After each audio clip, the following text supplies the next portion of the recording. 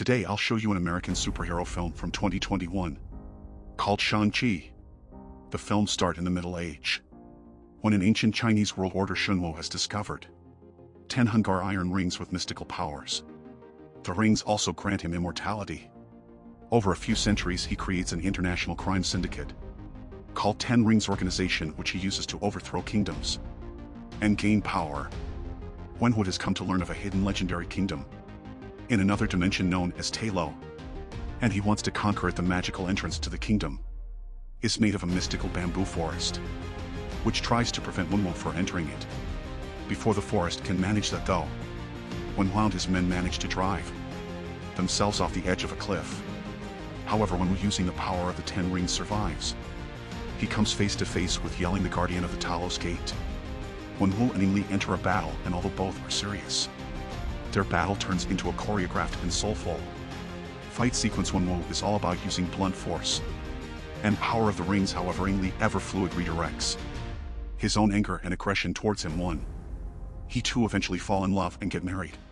But to their dismay, the people of Tolo reject Wenwu, and Li loses her mystical powers and has to leave her village. The couple has 2 children, Shang-Chi and Shelly. For the sake of his family life, Wenwu decides to disband the organization and stops using the rings. Li gives her children a pendant, each for them to always remember Talo's legacy. For a moment all is peaceful, until we cut forward to the present day. Years have passed and Shang-Chi has grown up. He now works as a valet driver in San Francisco. His best friend Katie works as a valet driver too. Clearly unambitious, the two spend most of their free time doing childish things. One day while on a bus, Shang-Chi is attacked by thugs. They seem to be after the pendant around his neck. 3 of the thugs use regular martial arts to fight him. Shang-Chi remembers his childhood training and uses it to beat them. They start to snap tables. The bus driver eventually loses control of the brakes, but Katie jumps to the rescue. She manages to stabilize the car on the road. The bus eventually comes to a stop. Before the authorities can arrive, the thugs get away with Shang-Chi's pendant. Shang-Chi senses that his sister could be in danger as well, as she has a similar pendant around her neck. He reveals to Katie that after his mother died, his father started training him in martial. His sister was not allowed to train, so she used to observe her brother's training and practice alone. Once they reached their teens, Wenwu gave Shang-Chi a knife for a mission, and Shang-Chi left home forever, leaving his sister at the mercy of their unloving father. Shang-Chi along with Katie goes to Macau to warn his sister. As it turns out, his sister Shaolin has built a successful underground fight club. Shang-Chi is forced to prove himself in combat against her. Shaolin is clearly furious at him for abandoning her as a teenager and beats him in combat mercilessly. The two get to talking but are interrupted by the thugs. The subsequent fight scene is one of the most riveting in the entire movie. It takes place mainly on scaffolding outside the windows of the skyscraper. Katie is being attacked by the thugs, so Shang-Chi goes to her rescue. Katie is about to fall off the scaffolding. Shang-Chi is unable to reach to her in time, but Shaolin saves her. Eventually one particularly strong warrior shows up. Shang-Chi manages to overpower this warrior, but right before he defeats him with his kunai weapon, their conflict is interrupted by none other than Wenwu himself. We understand that the thugs who wanted the pendants for their boss are from the 10 Rings Organization. Wenwu takes his children and Katie home. He tells them that he misses his wife, and lately he has started hearing her voice crying for help. Her family at Tolo has kept her imprisoned behind the dark gates. The children tell him that she is dead and he is losing his mind. He takes the 2 pendants and puts them onto a dragon sculpture's eyes. At this point, water floods out of the dragon's mouth and hangs still in the air like magic. It then splashes to the ground and shapes itself into a map. It reveals the path to Tolo and the dark gates through the aggressive bamboo forest. This is the only chance he will have in a long time to reach the dark gates and rescue his wife. Shang-Chi and Shaolin begin opposing their father's plans when he threatens to kill the villagers of Talo if they try to stop him from rescuing his wife. Wenwu, furious at this, locks them up. In the dungeon they meet Trevor Slattery, the actor from Iron Man 3, who impersonated the Mandarin and used the imagery of the 10 Rings Organization to his employer's benefits. Trevor has been kept company by a magical creature from Talo who so happens to know the pathway to Talo, and so the 4 of them escape, determined to stop Wenwu before he can ravage Talo with the magical creature's help. They eventually reach the village. There on Talo's magical land they see many magical creatures that look like lions with horns, foxes with multiple tails, and pigs with wings and no faces. They are welcomed by the villagers with open arms, by virtue of the identity of their mother. As a former beloved resident of Talo, Shang-Chi warns his Auntie Nan that his father is disillusioned and is coming to destroy the village if they stop him from opening the dark gates. Aang Nan tells them that the voices that his father is hearing is an illusion, the evil who is caged up behind the dark gates is using Wenwu's vulnerability and luring him to come and free Talo was established ages ago to protect the world from this darkness, and to always keep those gates closed. Behind those gates is the Dweller.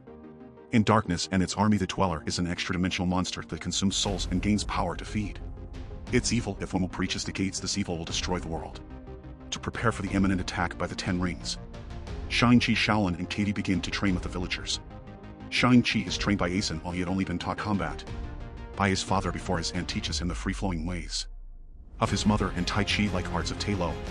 During their training session, she asks him not to forget who he is. Shang-Chi thinks about the day when his mother was murdered by his father's old enemies. Heartbroken, his father felt that his enemies would never have dared to murder her if he had not let go of his 10 rings, and his power consumed by anger.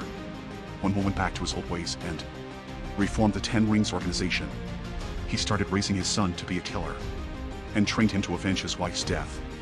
Shang-Chi tells Katie that this is why he abandoned his sister, because he had left home to kill his mother's murderer. He tells her that when his father comes to Talo, he will kill him. Eventually, Wenwu and his army enter Talo, while the villagers are busy with Wenwu's foot soldiers. Shang-Chi tries to stop his father, but Wenwu throws him into the waters. Wenwu starts breaking the dark gates, believing wrongly that he is trying to free his wife. As he begins breaking it down, some minions from behind the gates manage to escape. They start killing people and take their souls to their master, who is behind the dark gates. The more souls this monster is fed, the more strength it gains to break free. Wenwu's men aren't able to defeat these minions. However, the villagers are able to, because their weapons are made of dragon scales. Meanwhile, as Shang-Chi is drowning in the water, the Great Protector shows up. The Great Protector carries him out of the water and starts attacking the minions, the villagers. Wenwu's henchmen and the Great Protector join forces and start killing the minions with all their weapons covered with dragon scales. The Great Protector swims through the pool of these minions and leaves Shang-Chi at the dark gates so that he can stop his father from breaking it down. The father and son engage in a battle of good versus evil, where Shang-Chi is finally not afraid of him and is now his father's equal. One would attack Shang-Chi with 5 of his rings, but Shang-Chi uses the training received from his mother to use them differently, like energy. Like Tai Chi, they both combat each other with 5 rings each.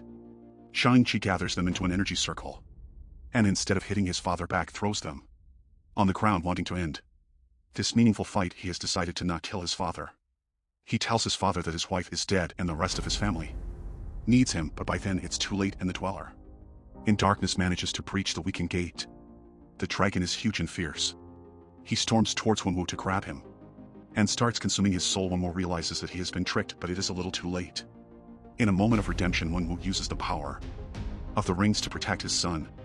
Rather than attack him as he dies, he calls on Shang-Chi to now accept his legacy. As the Dweller is about to attack Shang-Chi, it is attacked by the Great Protector, with shelling riding at the Dweller, begins heading towards the village. Shang-Chi uses the rings to seal the dark gates. Again, to stop more minions from coming out, he runs beside the Great Protector and hops onto it with his sister. The Great Protector rushes towards the village to protect the villagers, and just as the Dweller is about to attack them, it is stopped as the Dweller is losing his power, and drowning more minions come to feed him souls of the villagers. The Dweller gains supreme power and attacks the Great Protector. Shelling almost falls off, but Shang-Chi saves her, promising to never abandon her. Again, like he had in the past, by now the Dweller has almost killed the Great Protector. Katie sees this and fires an arrow made of the dragon scales. The Dweller gets hit hard and loses his grip off a Great Protector with the power of the 10 rings. And with the help of the Great Protector, Shang-Chi and Shaolin combat the Dweller. Shang-Chi, using his rings, reaches the Dweller's mouth. He starts using his mother's and aunt's training of using energy and starts weakening the Dweller. Then he rips it apart, blowing the Dweller into pieces. The Great Protector, along with his sister, picks him up and drops them to the village.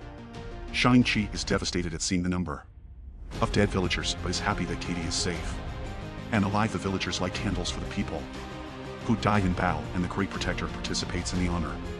Shang-Chi and Katie return to their lives with a new sense of purpose and are now being considered to be a part of the Avengers team. As for Shaolin, she takes over her father's 10 Rings organization, where both girls and boys are trained equally.